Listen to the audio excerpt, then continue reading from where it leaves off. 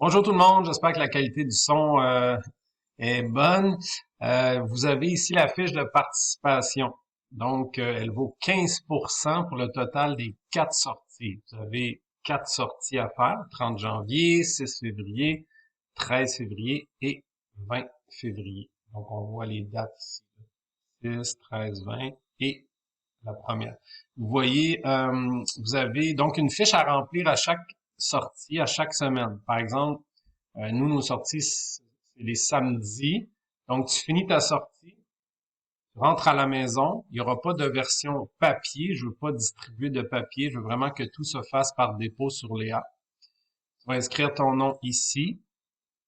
Ensuite, tu lis bien les objectifs ici. Tu auras à les lire une fois. Il y en a 1, 2, 3, 4. OK? 1, 2, 3, 4. Donc, tu as 4 espaces à remplir, plus les pulsations. J'en parlais tout à l'heure. Puis, mets le total à la fin et tu fais ça. Regarde, c'est marqué même objectif que précédemment. Tu fais ça à chaque semaine pour chaque sortie. Alors, je te l'explique. La première chose, c'est bon. Là, normalement, on aurait dû être en groupe. Donc, je donne deux possibilités là, pour chaque critère. C'est-à-dire une en groupe, une en synchrone. C'est-à-dire, tu fais ta sortie de ton côté.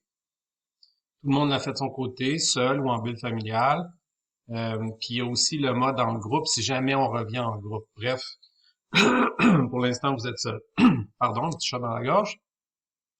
OK, donc ici, c'est marqué 9 heures.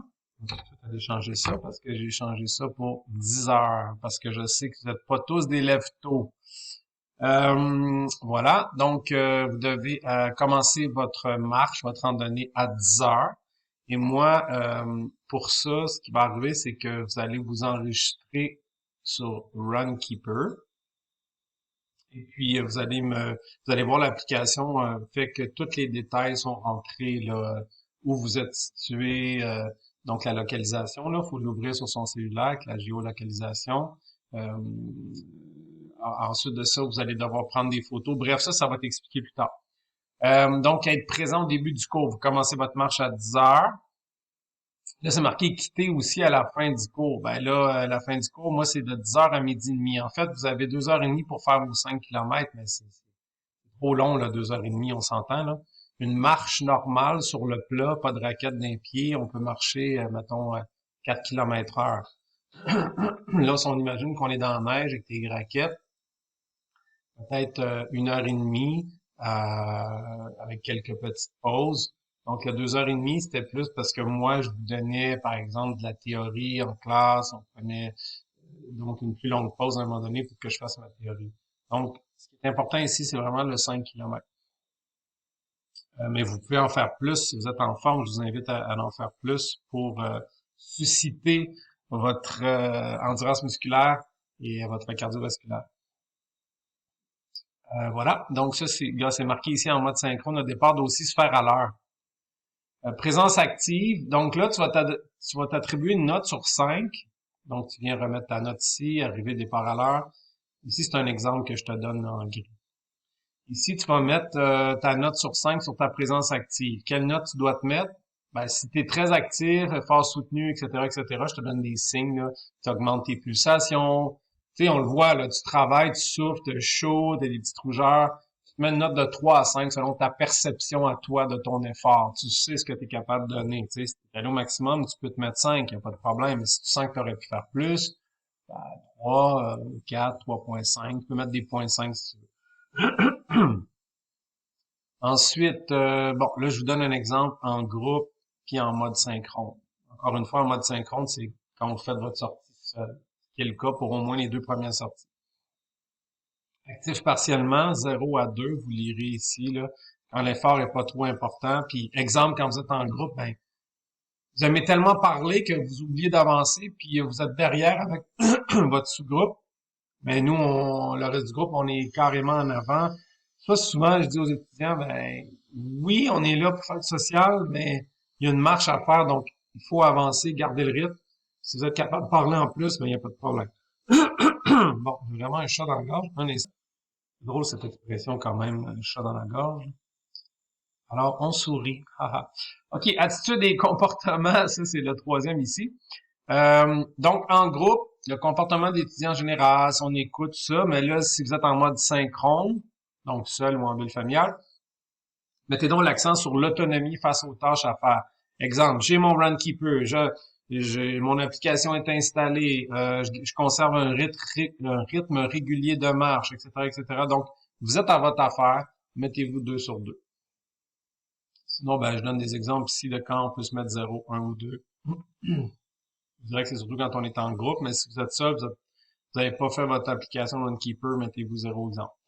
Voilà, numéro 4, respect des règles et consignes du cours. Je vous donne des exemples en groupe, vous lirez ça ici.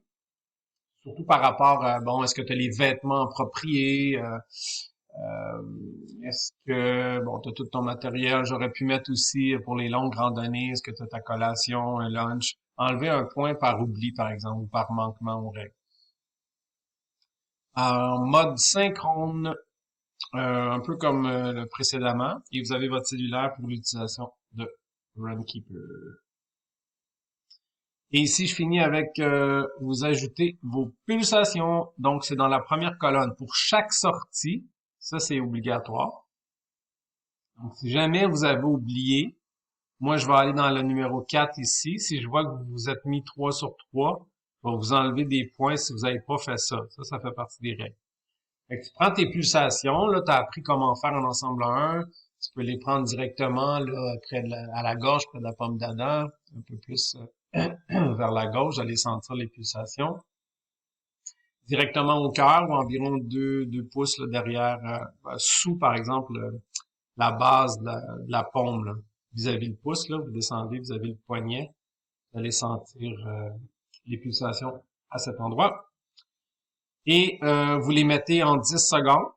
Donc, je donne un exemple ici, 25. Ça veut dire que j'étais en 1 minute à 150 de pulsations. 10 secondes fois 6, ça fait 60 secondes. Donc, je fais une transposition, 25 fois 6, 150 en 1 minute. Ou si vous voulez, pas de confusion, là, 60 secondes. Mettez le total sur 15. Et vous répétez la même chose pour la sortie du 6, le 13 et le 20. Le 13 et le 20, si on fait une sortie de groupe, je vous préciserai certains... comment dire, ici, là, au numéro 3, non, au numéro 4, au niveau des règles, je vais rajouter des choses. Là. Par exemple, vous avez, tantôt je parlais de collation, de lunch, là, je le rajouterai ici pour être sûr que ce soit clair. Donc, et même pourquoi pas le faire tout de suite. Lunch, collation. Évidemment, si vous faites une randonnée de 5 km puis vous n'avez pas eu besoin de lunch, collation, c'est correct. Mais la sortie du 13 et 20 février sont plus longues. Je vais marquer aussi bouteille d'eau, tiens. Ça, je l'avais sur mon autre fiche, je l'avais juste pas transposé ici. Donc voilà. De toute façon, si vous avez des questions, vous m'en parlez en classe ou vous m'envoyez un mio.